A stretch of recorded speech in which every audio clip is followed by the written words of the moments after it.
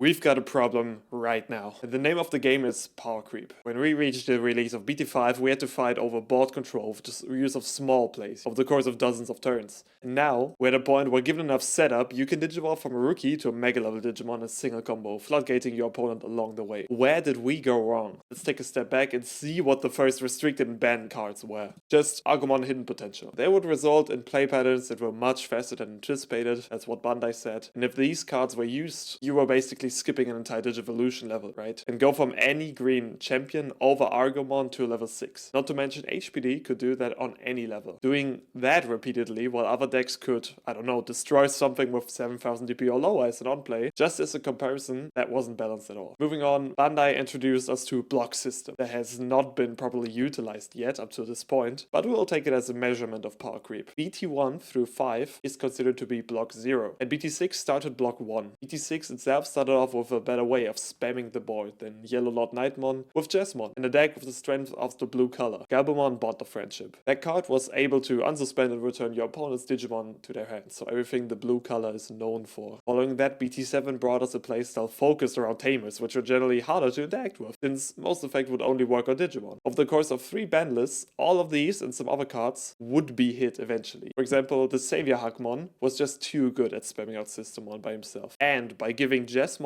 an unsuspend inherited, it worked pretty well with his not once per turn when attacking, playing out a Systemon. Tomihime was way too good at stunning your opponent's board when playing against a non-tamer deck, since your opponent would work hard to get a mega level Digimon, while you would just trash and stun the whole game plan turn after turn. Blue decks were generally able to buy additional turns in a generic way with Ice Wall as well. Most decks couldn't find enough memory to attack through Ice Wall, and games would become really stale. Mega Digimon Fusion was a strict up +6 in memory, and it was the first card to be banned to 0 copies per deck. All other cards on our ban list in the past and moving on would be restricted to 1 copy per deck. Reinforcing memory boost was a huge problem in control-oriented decks making use of security effects. Just security control in short, since these decks were using strong removal cards that would remove a large amount of the opponent's board when hit in security. Those decks will generally recover a lot of security cards to ensure enough sack bombs would hinder aggressive plays and make for a long, thought-out victory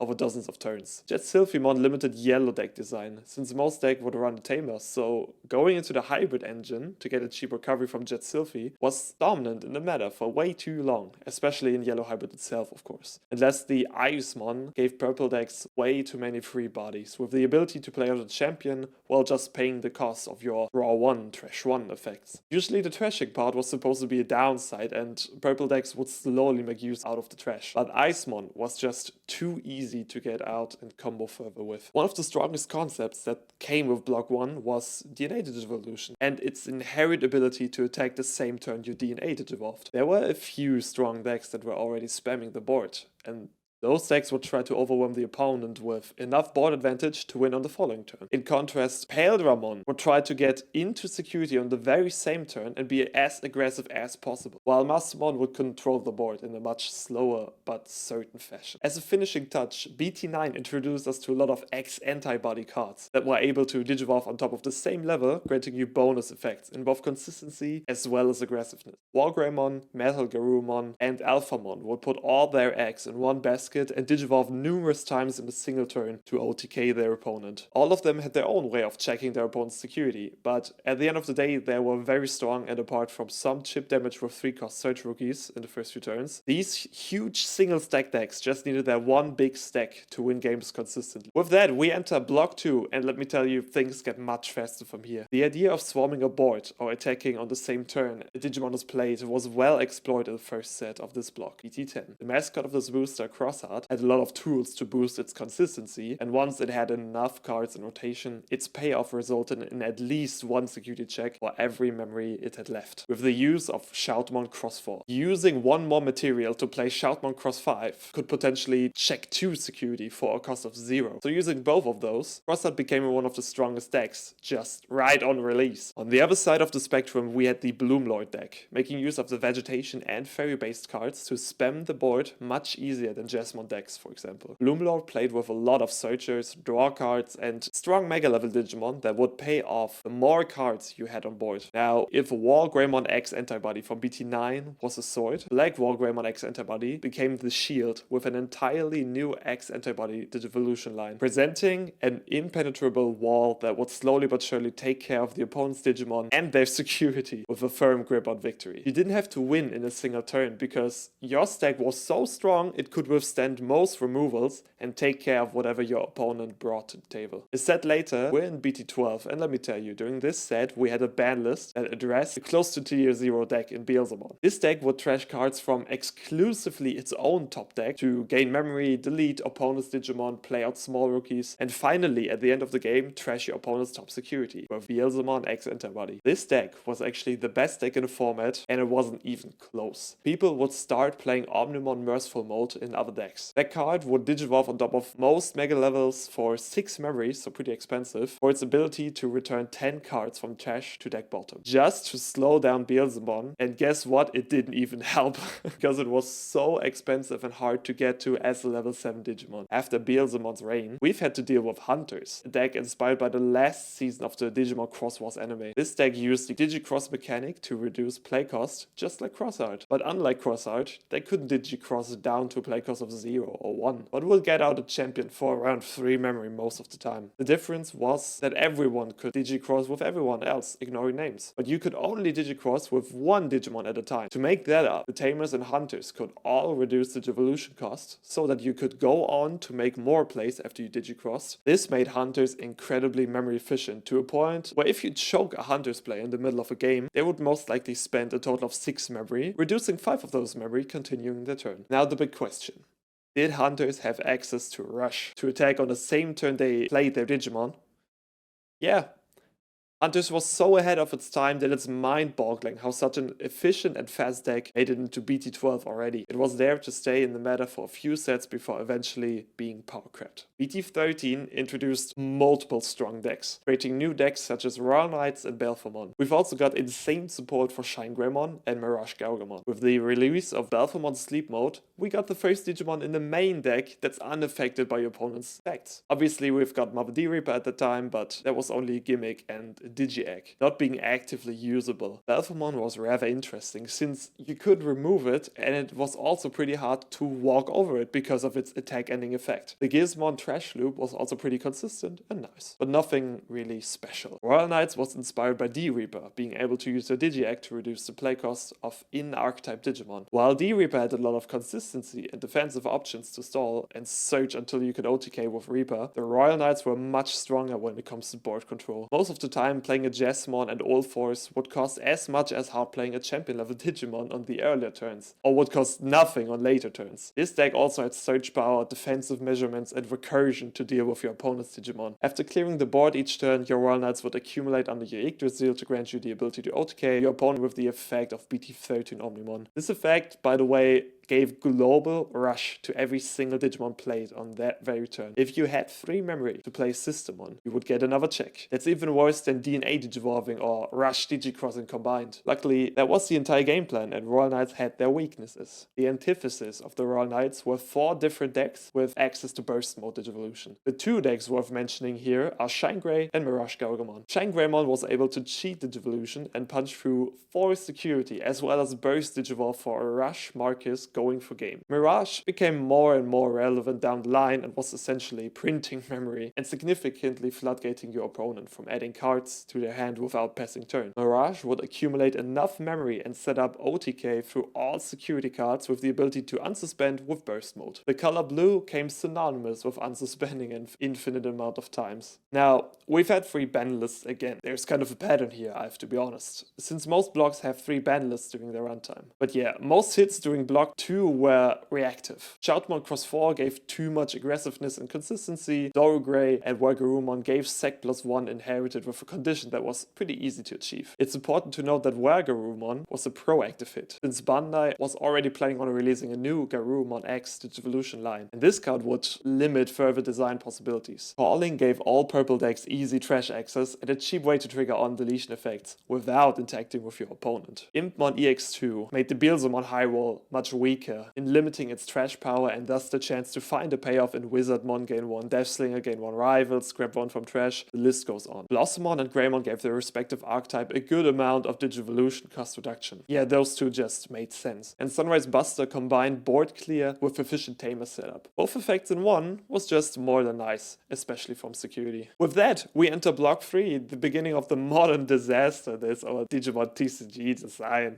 No, I'm just joking. I love this game, but still, every set had something that was broken on release. Starting off with Fenrir-Lugamon. That gave us the strongest OTK up to that point. That deck was memory efficient, explosive, and made greater use of the memory gouge than most decks, with the ability to extend to the opponent's side of the memory gouge. But nothing could have prepared us for what was about to come. The most broken set in all of Digimon. EX5 Animal Colosseum. This set introduced some of the strongest cards ever. The Dark Animal engine together with Leviamon, an entire Garurumon X antibody line, and the Galaxy engine. All of them have seen great use in the metagame or coverage on the ban list, but the most oppressive one of them when this set got released was Anubismon by far, almost resulting in a tier 0 meta. Almost. That was until BT15 came and literally broke the entire metagame in Asia for a couple of months. Reason for that being one of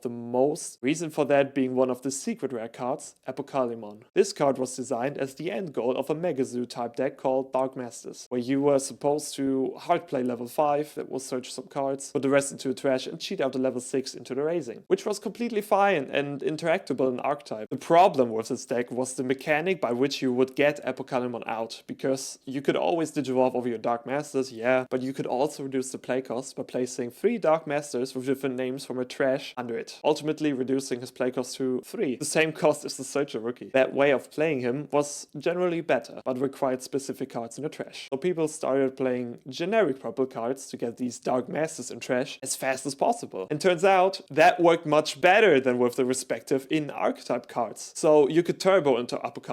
Okay, but what did he actually do? Well, 2 really broken things. First of all, at the end of your turn, you are able to put any level 6 from the trash under Apocalypse to activate that card's on play. Doesn't have to be an archetype. Secondly, you would automatically trash the top 2 cards of your opponent's deck for each level 6 Digimon in its sources. Wow. And I did not predict purple generic cards to get out of Apocalypse that easily, and the result was a deck that could copycat any ability in the game, masquerading as some top level Kakashi type shinobi that could also just win by virtue of its explosive mill power. Like, seriously, you trash top 8 with each Apocalypse plate. We only have 40 cards left to draw from our deck after you draw your hand and your security. So that's 20% of your deck gone with a play cost of 3. The mistake here is that Bandai put the Dark Masters restriction only on the play cost reduction and not also on the end of your turn effect. Well, that happens. Lesson learned. The next lesson, that was just around the corner unfortunately, Numemon.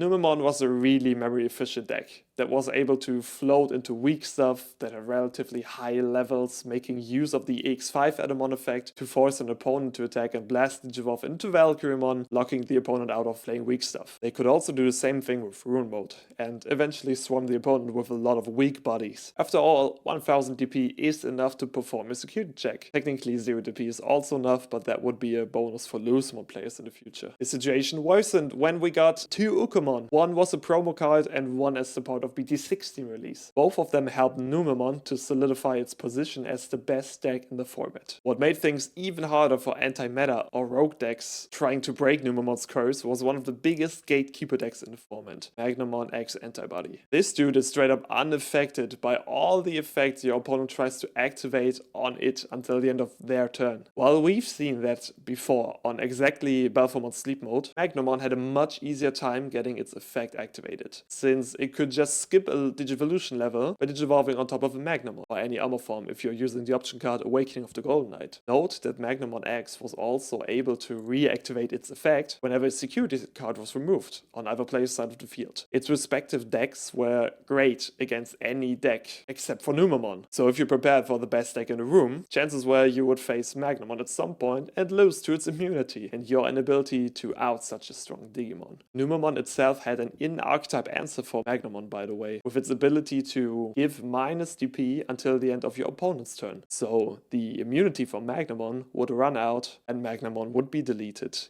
even though he had Armor Purge. But wait, there's more. We've got an insanely strong Beldramon that would generally stun the entire board. We have an answer to every ace card in the game and the ability to OTK in no time. With their new Tamer and memory efficient as well as consistent cards that were printed in BT12, this deck had and still has unmatched tempo at any point in the game. Last release in Block 3 was BT17, and with that, we've got a change in gameplay for Fenrir Lugamon, with the addition of Takumi Kazuchi. We've also got a huge power spike for both red and blue hybrid, giving each one a new ancient Digivolution. Any deck with access to a blue or green Mega Level Digimon was also able to utilize the new Imperial Dramon Paladin mode. Starting things off with Takumi Kazuchi. This deck could combo off until it reached level 7 at the end of their combo and set their memory to the point of keeping turn. Doesn't matter how much memory they used in a combo, they would always keep turn and OTK you from there. Crazy stuff. It was only limited by the condition to have 2 combo pieces in trash and full evolution line in hand. Oh, and it could only OTK you from 4 security. So you would have to do a single check in the early game and then search full combo. But as we've seen, purple decks are quite good at that. Next up is the combination of 3 deck parts. While Ancient Garurumon was the name for a meta deck at the time, only around 20 cards were Tamer or hybrid focused. The rest was Ukamon and Rookie Rush that would draw as well as search your other cards, as well as a plethora of options to adapt to a lot of situations. These options included Heaven's Judgment with 3 to 4 colors on board, Ice Wall, Hammer Spark, Crimson Blaze, Ancient Guardian Deity.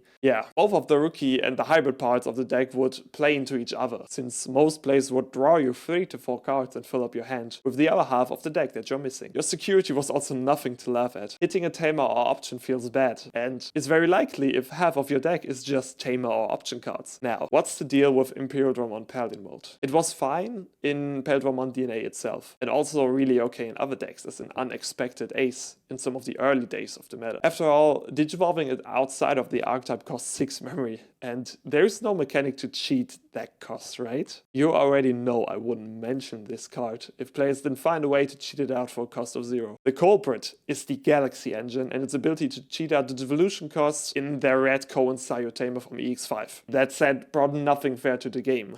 The Tamer was able to put the top card of a Galaxy Digimon under itself to then digivolve any Digimon in the battle area into a higher level. The mistake with this effect is the fact that you only need a Galaxy Digimon for the activation condition, since the other part of the effect can be used on another Digimon. So if you had a level 6 and a rookie, you could just digivolve into a Galaxy champion, since the Tamer is also memory setter and gives you enough memory to combo off. Once you get your champion, you can use the Tamer to digivolve your level 6 into a level 7. There are even more combos. For example, you could cheat out the rookie you need for this combo with Huankunmon and use it to cheat your blue level 5 into Mirage and more mega level good stuff. All in all, this block started to set a new baseline for the decks when it comes to memory efficiency and straight out ignoring costs altogether in multiple decks.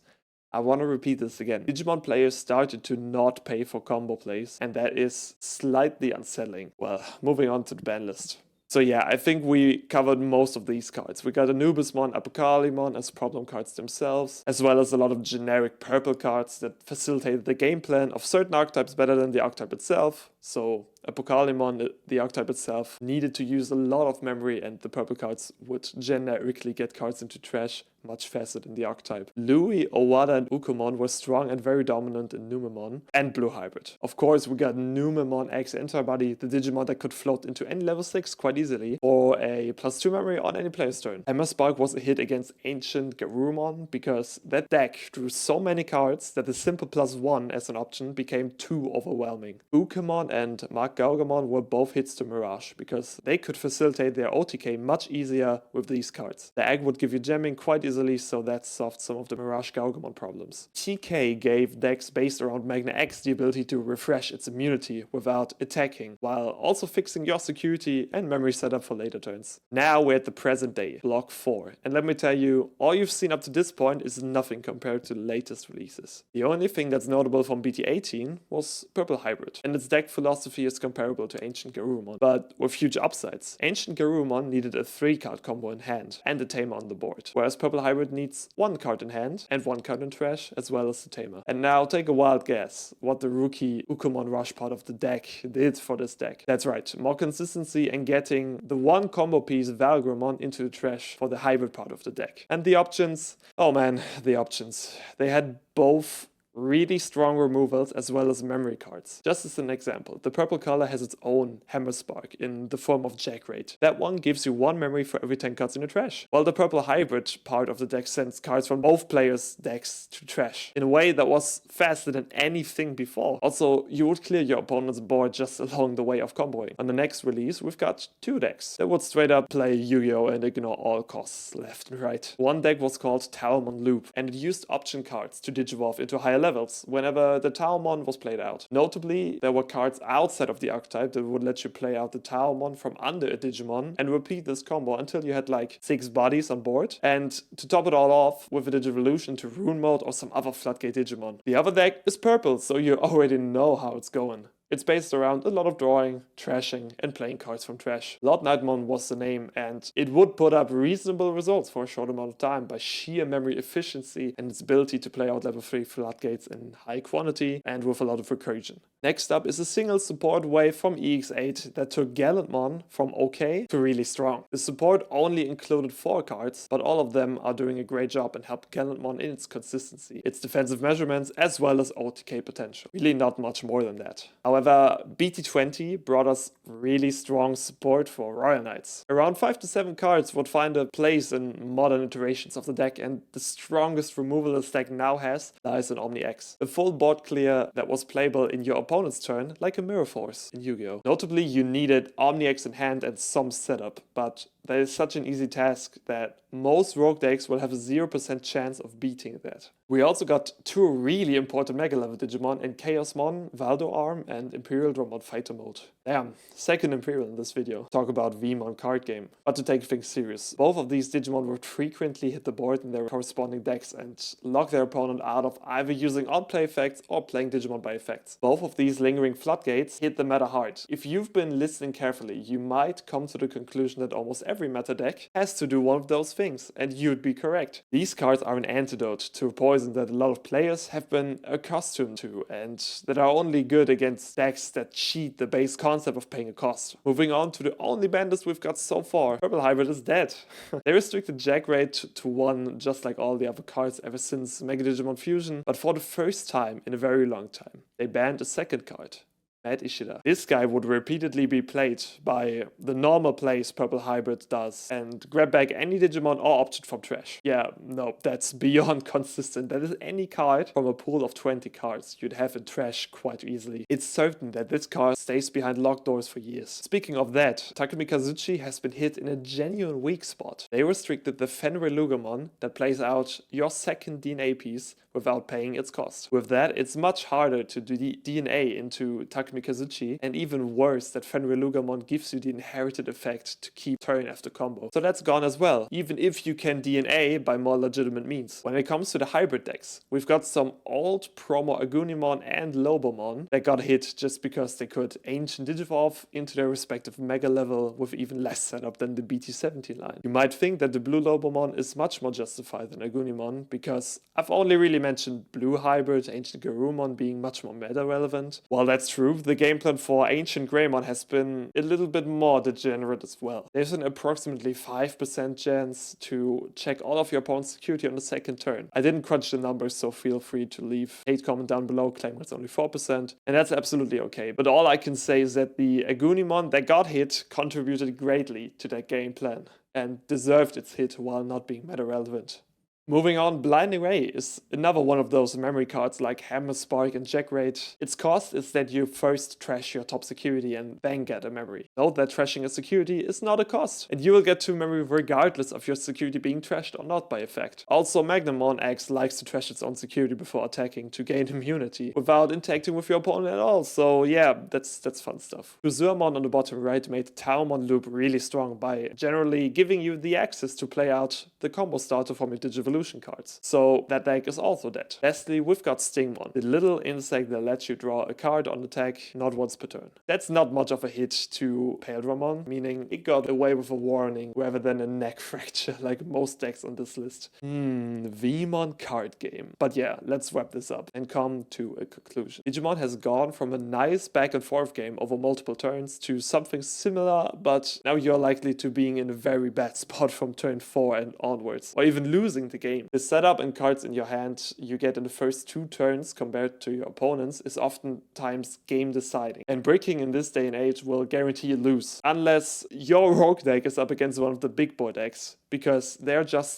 so much more efficient than you and will run over your board as well as lock you out of the comeback. I still love the Digimon TCG, and I think this game will have a future in the next few years. My reasoning for that is that meta decks can keep up with each other. They're on even power levels and have so much stuff in their arsenal. Still though, the speed at which the meta game has evolved is much faster than in other card games I know, which is concerning when thinking about the longevity of the game. Bandai has given us a nice game, and if you've played the early days of Digimon or the latest Common Uncommon event, you know how fun a real back and forth game can be. Their focus on archetypes and decision on the last ban list give me high hopes for successful card design in the next sets. Let me know what you think, and thank you so much for listening. You are probably part of the only 5% that listened through my whole video, so make sure to share this with friends and subscribe so you don't miss the next discussion. You know what to do on YouTube. Yeah, with all that being said, have a good one, and I'll see you in the next video. Bye.